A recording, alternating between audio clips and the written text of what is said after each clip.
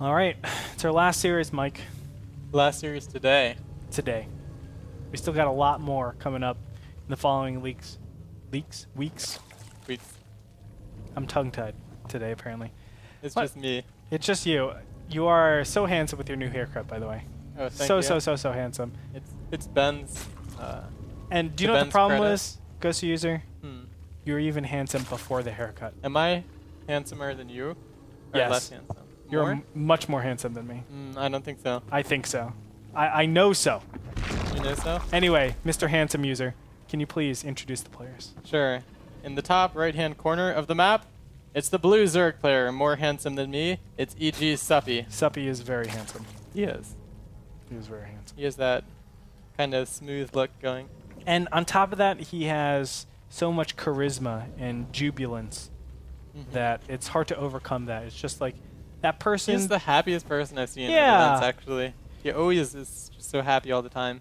You know how you always have that girl that's like, oh, I'm into their personality, but really it's not the personality. It's like money or something. I don't know. Yeah. Something like that. And they always say that. But if anybody, like, if there was a perfect 10 with Suppy, and she was like, oh yeah, it's because of his personality, I'll be like, yeah, I can see that.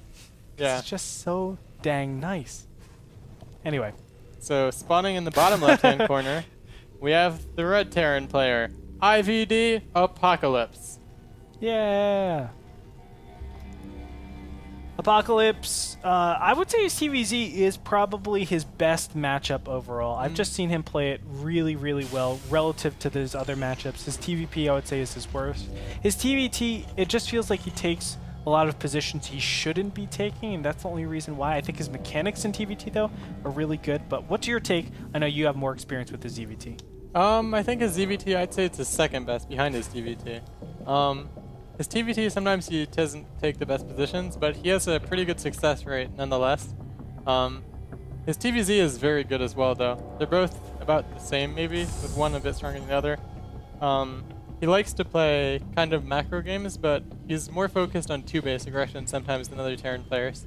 So he chooses like the command center into Banshees, the command center into 3 racks before 30 Yeah, CC, that I kind of think stuff? more often the 3 racks, and then medevac push with Hellions, with the 3rd CC behind Oh, it. wow. Okay. So he Yeah. goes like 3 racks starport and then CC? Yeah, and then 3rd CC. Well, obviously, 2nd CC is down way before the, before the 3rd CC, yeah.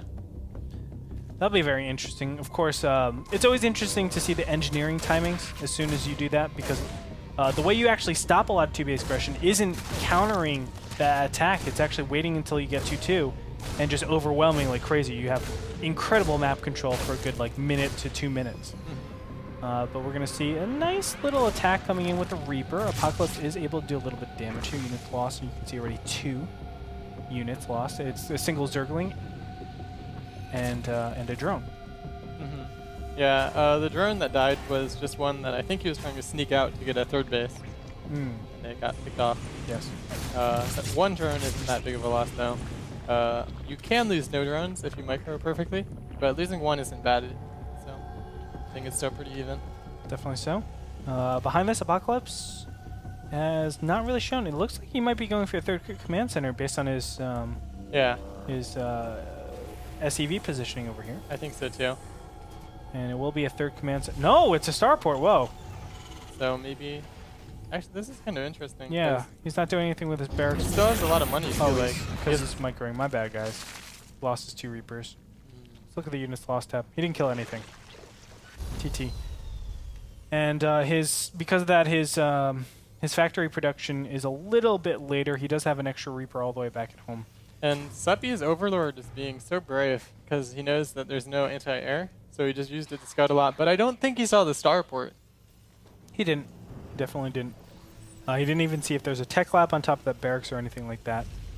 Do you think this would be a Hellion drop? Maybe. I think it'll be a Hellion drop. Yeah, most likely. Yeah, because he hasn't started any Definitely Widow Mines yet, and there's nothing else to drop. So. Yeah. Hellion drop definitely works out a lot in Derelict Watcher, because you can see the main base. I mean, it's not a ton of non-creep room, but it is a little bit there that you can take advantage of. So I don't mind that at all. And you're basically just trying to keep your opponent inside their base as best as possible. Behind this, Lair is being taken at a pretty reasonable time, I would say, and going all the way up to 4 gas before a 3rd base. So this should kind of cue Apocalypse that it's most likely going to be some sort of roach-based aggression if it was some sort of all-in, or it's going to be something like Mutas. It's going to be the Mutas, I think. Well, yes, I think 100% it's going to be Mutas, but he has to realize that it could be a roach all-in still. He should figure out, though, as soon as the Hellions get dropped in the main and see the quick lair, that should cue him into the Mutas, and they'll actually see the Spire most likely anyway. So that should help him. Lately, I've seen some Terrans get caught off guard by the Mutalisks and just take a ton of damage from them. But in this case, he should be perfectly prepared after seeing the Spire. So 2 drones are going to come out, and they're lining up. They're lining up. Line them up, and they're looking really good. Getting a lot of kills. And he can pick up now. Pick up. Still maintaining 3. Oh man, he had 3 Hellions at one point where he could have just picked them all up and continue that. 3 Hellions, the reason why it's so important is because they one-shot the drones, so it's really important to maintain that count, but still doing a good job. Let's take a look at what the damage has been done. 15 drones killed already? That's crazy. And yeah, it is. Especially with how little larva that Suppy has. You can see the difference, 40 to 37, but you go ahead and add on 13 and a half to this number, the 41 harvesters, because he's at triple mule production, and that's a considerable amount of income that he has over his opponent. Yeah, I mean, the one thing that Suppy can do after that, though, is he can just drone as much as he wants, because he knows any timing is going to be delayed, and he knows that there's no more Hellions on the map. So he can drone a lot behind it, but still, he doesn't want to lose them in many drones early. Sure. What do you think about this Banshee coming out? This is so interesting. I've never seen this delayed Banshee, I don't think ever. And even as 2 of them, I don't like it, because, I mean, now there's Mutas. And especially since maybe if you saw a 3rd base, then like earlier I could justify it. But seeing no 3rd base, like there's a decent chance that it's 2-base Muta. So if it is, then it's just a big waste of investment. All right, well he is coming in here, and unfortunately to his dismay, he will lose both Banshees and probably his medevac as well, or at least all the content inside of his medevac. And yes, do nothing. The other thing that his build has resulted in is he has no units on the map to deny the creep with either. Because the Hellions use them to use the medevac drop, so they can't deny creep. And he has no presence on the map with any bio units early on either. So by the time he can start killing any of the creep tumors, it's going to be more than halfway across the map. Yeah.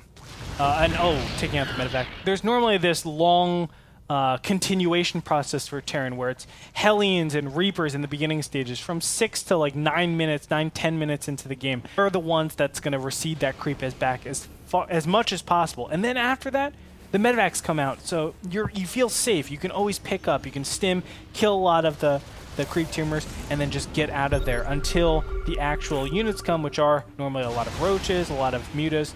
Then you have that big push. That's when your big push is actually geared up. So it's a really nice continuation to remove the creep over and over and over again. But look at how far this creep is. Suppy is already over half the map. And on top of that, he has great coverage on his 3rd base and his soon-to-be 4th base, which gives him the ability to just econ like crazy. This is just such a good position for Suppy. Yeah, the #1 law of harassment is you at least have to do as much damage as you invested into the harassment units. Preferably more, but he totally didn't do that. Initially with the triple Hellion drop and killing like the 14, 15 drones, it looked so good, but then losing 2 Banshees in the drop of the 3rd for nothing, it just put him way behind, I think. And I would actually say that I would keep all the units and exchange it for creep spread 100% of the time, like instead of drones. Creep spread, like it's been figured out, creep spread is the way you win and lose ZVTs and TVTs. That's just the way you're able to have those Banelink connections, the way you're able to push onto expansions. That's what you really focus on.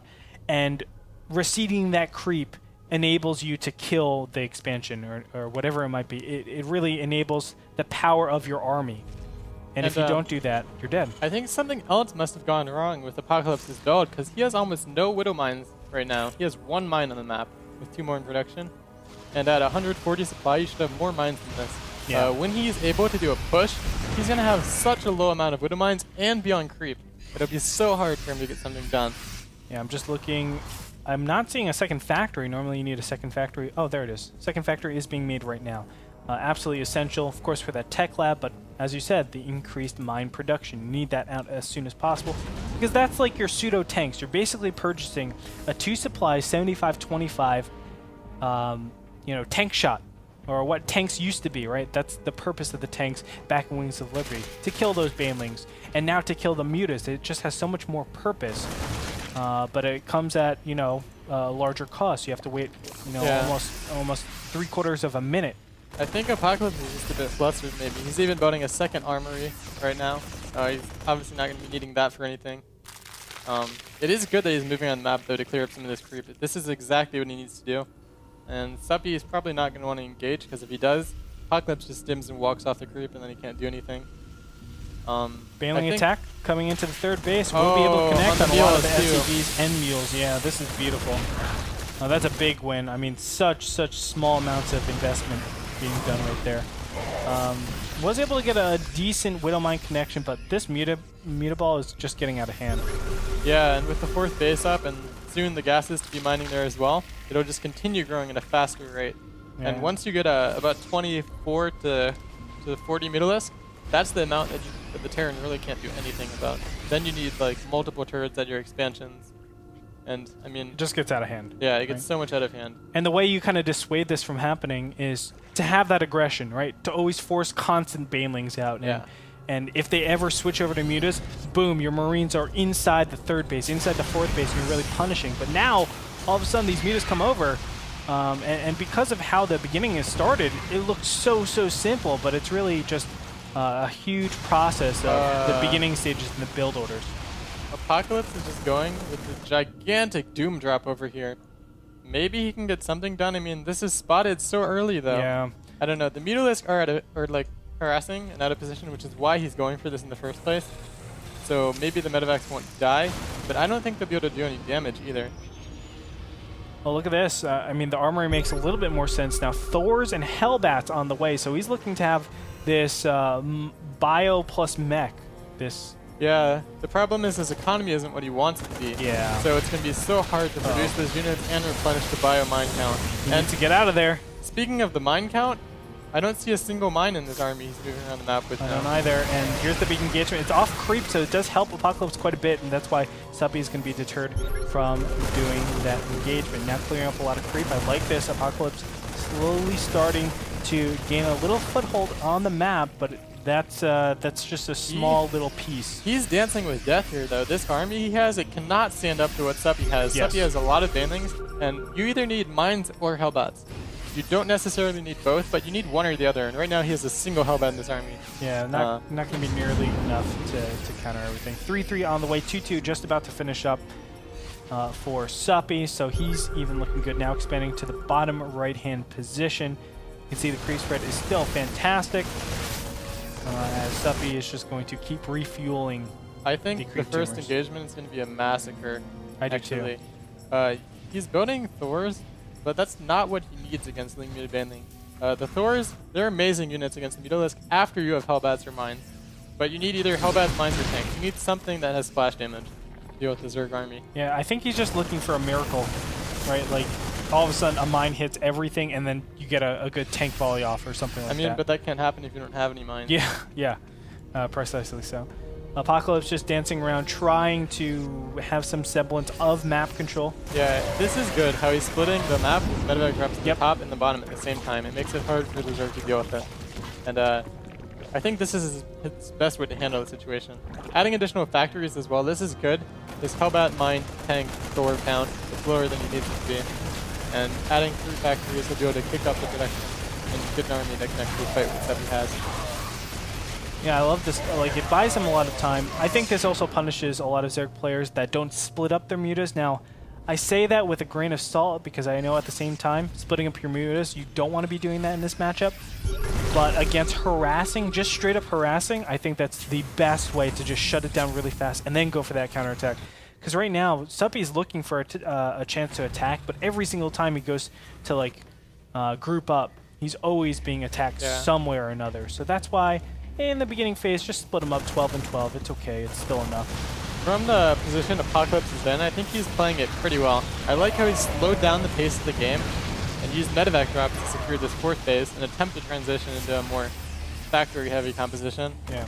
I still think he's in a tough spot considering the creep that's covering most of the map at this point, and the meterless flock, and Suppy even has a hive and he's getting 3/3 upgrades at this time.